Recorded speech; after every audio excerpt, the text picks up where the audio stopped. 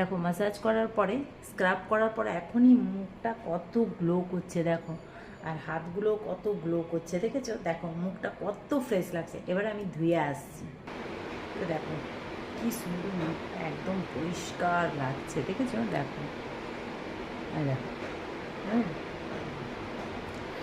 সময়ের অভাবে কিছু করতে পারি না বলে, কিন্তু ঘরোয়া উপকরণ দিয়ে আমরা চাইলে কিন্তু নিজেকে সুন্দর রাখতে পারবো। সবসময় পার্লার যাওয়ার সম্ভব না, আর সবসময় সত্যি বলছি কারোর পক্ষে সম্ভব না যে মানে এতগুলো টাকা দিয়ে পার্লারে ট্রিটমেন্ট করানো। তো যাই হোক, মানে ওটসটা এত সুন্দর, মানে ওটস স্ক্রাবটা সত্যি খুব ভালো। আমি আগে বুঝতে পারিনি, বা আগে আমি জানিনি। যখন জানলাম, আমি ট্রাই করে দেখার পর আমার এত ভালো লেগেছে, তো ভাবলাম তোমাদের সাথে শেয়ার করে ফেলি। যাই হোক, আশা করছি তোমাদেরও